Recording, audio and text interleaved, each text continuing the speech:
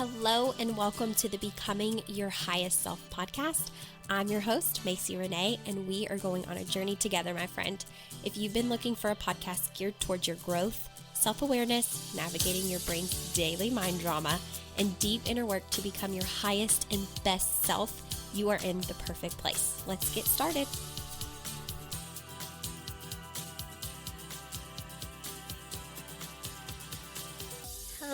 Hello. Welcome back to another episode of Becoming Your Highest Self podcast. I've missed you guys. As you all probably noticed, there was not a new episode that released on time. So I'm actually going to be releasing 2 episodes for you guys this week. But I spent time in Kentucky. I had let you know too that I had mic issues. And then whenever I got back, I tried to record a podcast episode and my recording software, for whatever reason, was glitching out, which was super frustrating, and I had no way of recording anything. So I don't know if it was like God's way of saying rest, because I felt like I had pushed myself so hard anyways that I just needed to crash, but I wanted to have content for you guys, and then it just didn't work out. So this week, I'm like, I am releasing 2 episodes for them because I've missed coming on here and releasing content. So I had a great time seeing friends and family, people that I could squeeze in this time around in Kentucky. And now I'm back in Vegas, and we are trying to find new living arrangements, new place to live. Our lease is coming up here in the next, really less than 4 weeks. And I definitely do not want to resign where we are. I have shared with you guys openly on the podcast that I just can't with this neighbor of mine. I just cannot.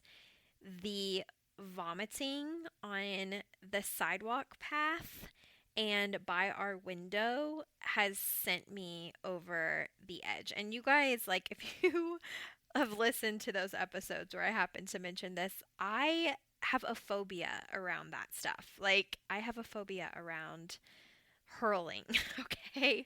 So it's honestly like my worst nightmare ever, and this neighbor keeps doing it. And I just don't understand how, if you're a grown ass 40-something-year-old man, that you can't hurl in your own house. Like, I don't get it.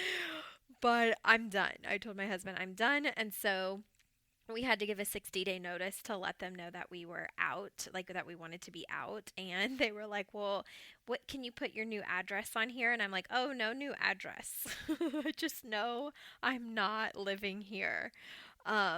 So I would appreciate any prayers and any good juju you can send our way. I keep having to practice the belief that it's this or something better. And I don't mean this is in this apartment, but like searching for a place to live has been so difficult. I found a place I fell in love with. It was the one, or so it felt like the one.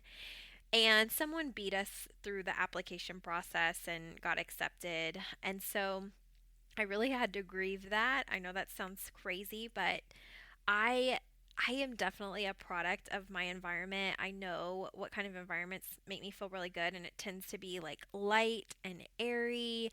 And, I want a place for my dog to be able to go. My dog has never been so sick since we moved here, and I think it's because we've had him for 6 years, and for, 5.5 of those years, he has had endless amounts of grass to run on. He doesn't have to share a space with any other dogs and whatever they have going on.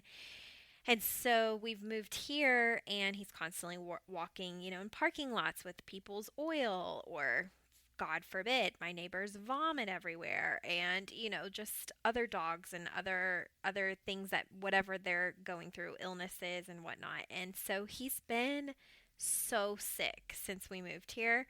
So I would really like to find a place with a backyard and a really light and airy kind of moderately at least updated place to live, and it's just been so difficult. I've been like wanting to like hit my head against a wall.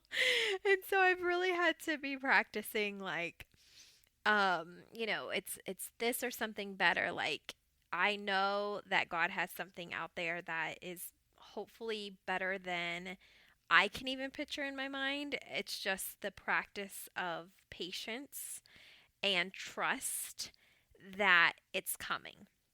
So we had one pop up today that was semi decent, and still like it's really great, but in my spirit still doesn't feel like the one.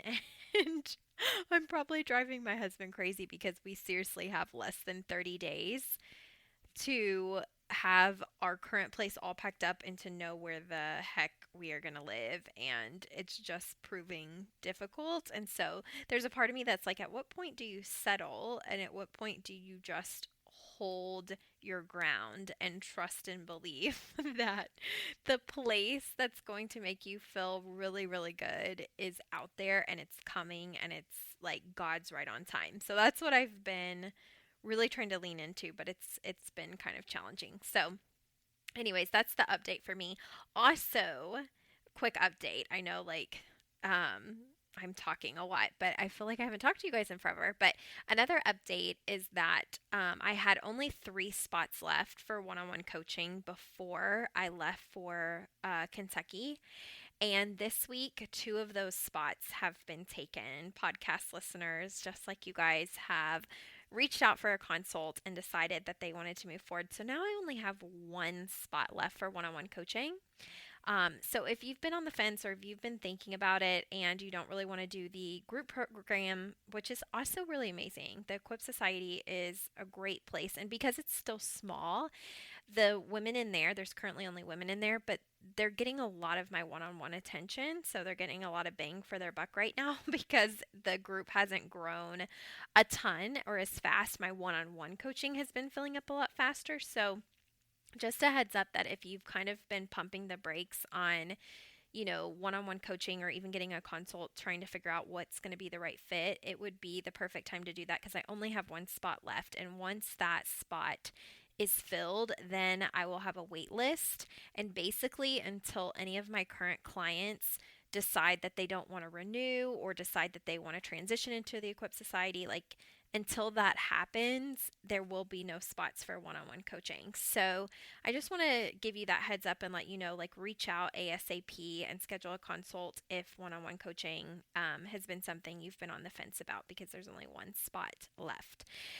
All right, you guys, I want to talk about, gosh, there's so much I want to talk about, but I'll try and dial it in. But I'm reading a new book, and it's talking about, which this is stuff that I've already taught you guys, but it's exploding my brain at a new level, and I'll have to get the name of the book because I've already forgotten what it is. But it was written in like the 1920s, and it's just full of wisdom. It's very much law of attraction, but very reference to like biblical teachings, which has been so cool. And I told a friend today, like, run don't walk, to go buy this book because it's truly incredible. So I'll find a link and stick it in my show notes if you're interested in it. But I thought it was so interesting, the depth of which she talked about um like the power of what you speak out, and that a lot of times we speak and it's from a place of fear. And when you're speaking from a place of fear, it's the opposite of faith, right? You either have faith or you have fear, and you really don't have both. Those don't coexist together. And so you're either 100% all in on what you're believing, or you're letting fear come in and take you away from that belief. And because our thoughts are so powerful, and because our subconscious is what is running in the background creating at any given time, it's really important to check in with yourself and ask, like, am I all in on the things that I want, and am I in 1000% belief. So even with us trying to find a place, I will tell you that this has really wavered for me, and I'm reading the book at the perfect time because I found the perfect place, right? I really had full faith that it was going to be ours, but we did apply really late, like technically probably 10 days after it was posted, which you cannot do. Like, or you should not do, I should say. But I was like, miracles can happen. That person can drop out. Maybe we're going to get this place and it's going to be incredible, or maybe they'll change their mind and they don't want it and we'll get a phone call. That hasn't happened yet. However, like I said, I've been playing around with this, it's this or something better. And that is a really hard place to be whenever you're teetering that line of logic, okay? Because the logical brain, like for me, my logical brain wants to say, Macy, what are you doing? You have less than 30 days to get out of here. You don't know what's going to come on the market at any given point. You don't know how many applicants there are for all of those places. You don't know what the price point is going to be whenever it becomes available and if it's going to be in your all's, repertoire of what you can have. Like it's probably going to be outdated, and so when you find one that's semi decent, that's the one that you should go for. So there's all of these logical things that my brain is offering. And she talks about this in the book, right? It is our conscious brain that like just sees it sees the reality of right now, but it's even distorted, if that makes sense. It's like just because that's realistically what's happening doesn't mean that there isn't amazing things on the other side of belief. And it's like doing this work and practicing so much thought work and emotional intelligence and stuff, I know this to be true, but there's still the human brain aspect that comes in and tells you, be logical, be realistic. And you guys know from if you've listened to this podcast for a while that I hate that phrase. I hate when people tell me to be realistic. I hate it because what is realistic? Realistic is limiting thoughts and beliefs. Like when you say I dream of this big life, whatever that big life looks like to you, and someone shakes their head at you and says be realistic, what they're saying is that dream that you're mentioning is not within my capacity of dreams. That's not within my logic and my level of understanding. And you need to come down to reality and fit inside this box of what is currently available. And that's why I hate that phrase so much because I think about the very first telephone that was created. And as far as I can remember, I remember telephones that were attached to the wall and had like the little dial that you had to put your little finger on the hole and then like turn it clockwise to each number. I can actually remember my grandma talking, or my great grandma talking on one of those as a kid. And so can you imagine the person that, invented that meeting Steve Jobs, who came up with the iPhone, and, saying something like, oh, you think you'll be able to take photos and have a phone alarm and a notebook and this thing called apps and internet and be able to see people when you talk on the phone? Like, you think that that is possible? Like, no, come back down to reality and be realistic. And if he, would have listened to someone else's box of what's possible or what they think is possible, then what most of us use as a device, or even the concept of what's on our devices, even if you're not an iPhone user, wouldn't have been possible. So I have a real problem whenever I hear people say be realistic, and I have to check myself whenever I start to limit myself from what's possible. So even today, when I was, like we had a listing pop up that was within the budget we're willing to pay, and it had a nice backyard for the dog, but the inside is not necessarily my cup of tea. It's not. It's just it just doesn't feel 100% right. It doesn't even feel, I don't know, 60% right. It could work for sure. It has elements that I like, but it's just like, ugh, gosh, my spirit doesn't feel like a hell yes. And so what I'm battling in my brain is this, you know, mix of hurry up, get it just to be safe, to make sure you all have something, and this other half of my spirit, which in the book she refers to as super conscious, where you just trust that the perfect thing is coming your way because you're willing to keep the faith and not waver. You're not negotiating with your faith. You just believe that it's, what exactly you want it to be, and that it's coming, and that God's right on time, and that you're supported right on time. And I think a lot of us struggle with that. We really struggle with the belief that what we want is a possibility, because we're constantly given, you know, a bunch of crap by our everyday brain, because our brain wants to protect us so badly. And I think that this is where my clients struggle a lot of times, because when I ask them, hey, what is it that you want in your life? One, a lot of times the answer I get is, I have no idea. I don't even let myself dream like that because XYZ. And usually the XYZ is like, because I feel like I'm content. I feel like I, live a decent life. Like I shouldn't want more. And so they have all of these limiting beliefs of like, it's like where I'm at is good, not great, but it's okay. And so they don't even allow themselves to desire more or want more, because the limiting beliefs are that they'll be greedy, or that it's, selfish, or that they shouldn't want more, or whatever their brain tells them, right? Which we know is BS, because our brain gives us, thoughts like it's the news, and a lot of times we take it as certainty and truth, and it doesn't have to be that way. Like you can create exactly what you want when you are willing to manage your mind and manage your emotions alongside of it, right?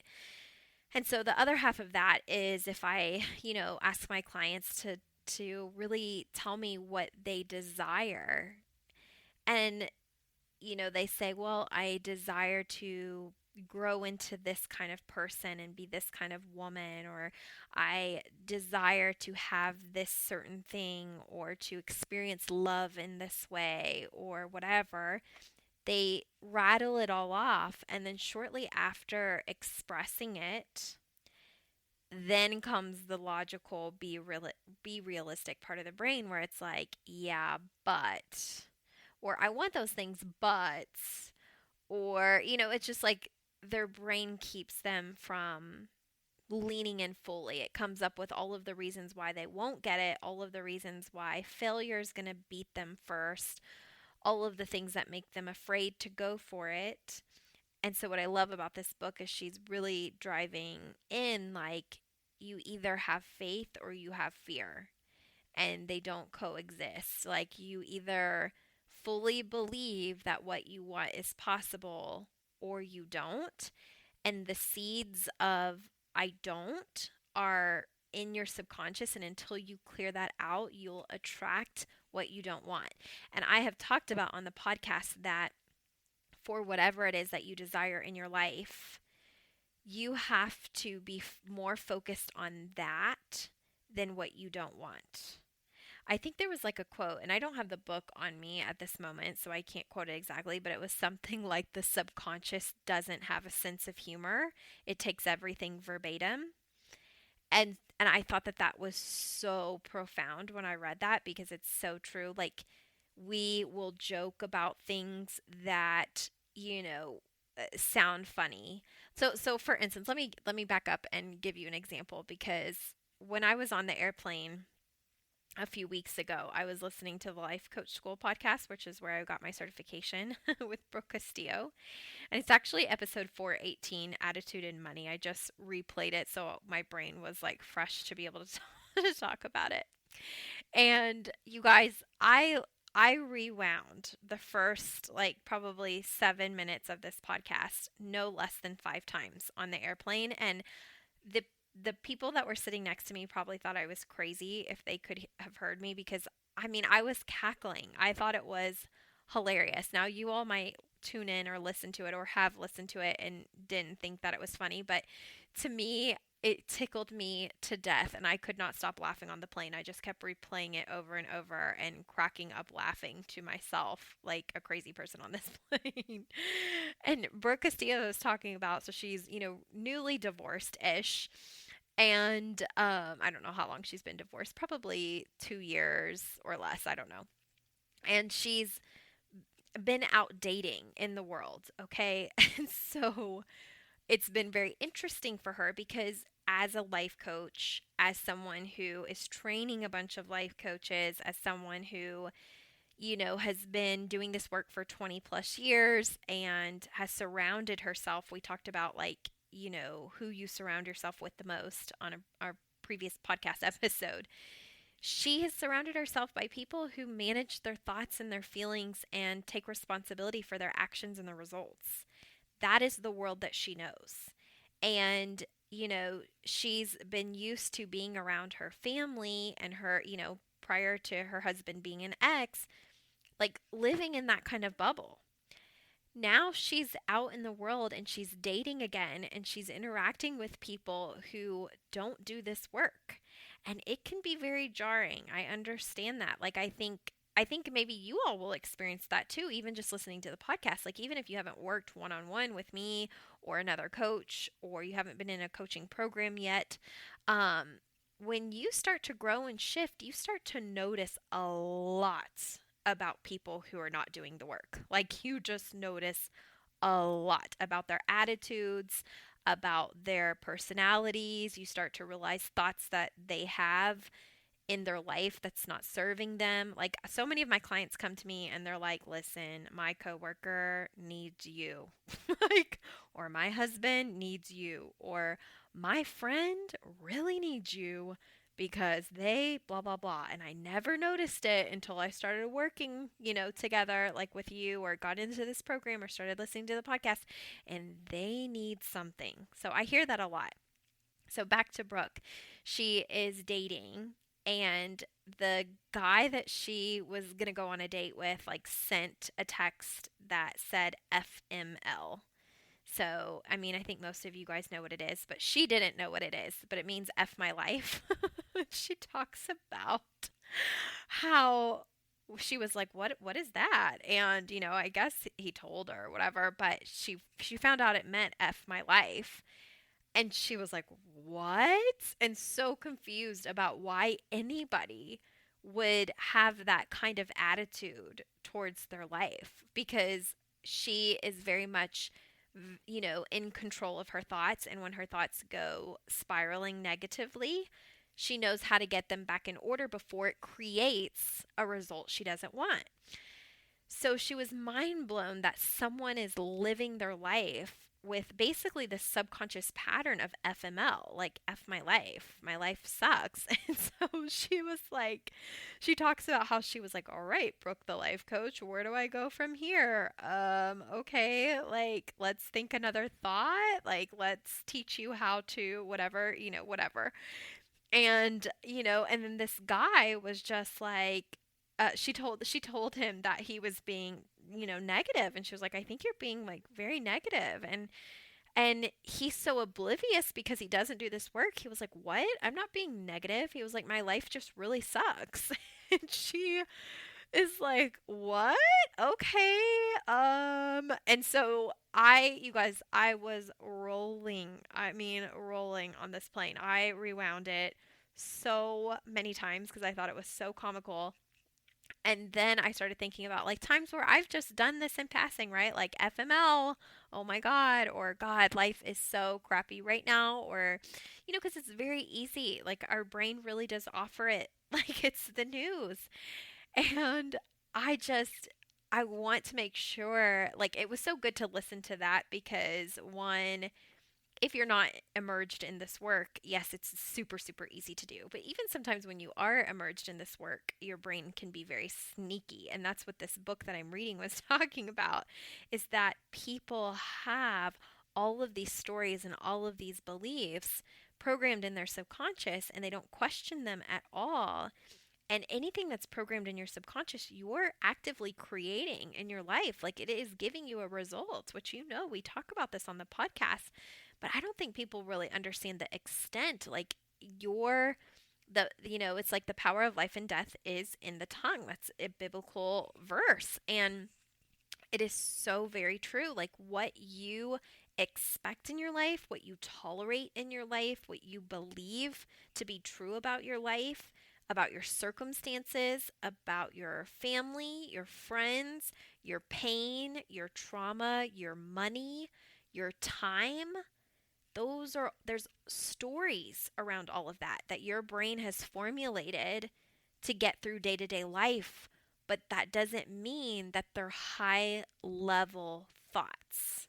It doesn't mean that those thoughts are serving you for your highest and greatest good. So until you get them in check, you're creating from those subconscious thoughts that may not be serving you at all. And you want to check whenever you're even working on something. So let's say you and I are working together. I've had a lot of new clients recently. So if we're working together and you're wanting to create a certain result, but you're feeling disbelief or you're feeling scared or you're like, I want this thing, but I just don't see that it's going to happen. Those are the things that you need to check because your subconscious, again, the subconscious doesn't have a sense of humor. It just takes everything verbatim that you're thinking. So it's like whatever is happening inside of you, checked or unchecked, is what is creating your reality right now, what will create your reality right now. So, whatever, it's like, I can't remember who says the quote in the self help industry, but it's like what you focus on grows, or another quote is what you resist persists. And so, the thing that you think about the most, whether it's what you actually want. So for me, it would be like thinking about the home setting that I want, thinking about the environment that I want, thinking about all the elements that I want. I'm either thinking about that and how I'm going to be supported and the perfect thing's going to come up, or I'm thinking about how it's really hard to find something. We're not going to find exactly what we want. It's, going to take up until the last minute. I'm going to have to make sacrifices because it's just not existing. It's not going to be in my price range. It's not going to work out. Like, my brain has the power to focus on one or the other at 100% capacity. It cannot focus on both. And one of those is in 100% faith, and the other one is in fear and lack. And wherever my subconscious focuses the strongest or the most heavily, wherever my energy is most focused, that will be the result that I create. So it's either I get exactly what I want because I'm in 100% belief, or I don't because I'm not. And that's the same for you in whatever it is that you're wanting to create in your life. You're either creating it because you just have full 100% faith, or you're creating the opposite because your brain is more focused on what if I fail? What if I don't get it? What if I try to put myself out there and it doesn't happen? What if this bad thing happens? What if that bad thing happens? Like whatever you're focused on is creating what you will experience. So if you're like, F my life, life sucks, life is hard, I'm always sick, I never feel good, this and this, I'm always low energy, I'm always tired, I never have enough money, the bills are always piling up, I'm never going to get, to be my highest self, I'm never going to get better, no one's ever going to fall in love with me, I'm never going to have a strong marriage, I'm never going to blah, blah, blah, blah, blah, blah, blah, blah, blah. Those are all patterns that you have the ability to clear out and change the trajectory of your life and get different results. Or if that is the programming that is going on subconsciously, that's what you're creating. And so I'm sure you can find a lot of examples in your life where you're like, you thought about something so often and then it happened. Or you feared something so strongly and then it happened. And then it reconfirmed in your brain, like, oh my gosh, this is exactly what I was afraid of. Like everything that you think about manifests itself. So be very mindful about the things that you're thinking about. Okay. All right. I will see you guys for another episode really soon. Have a great week. Bye.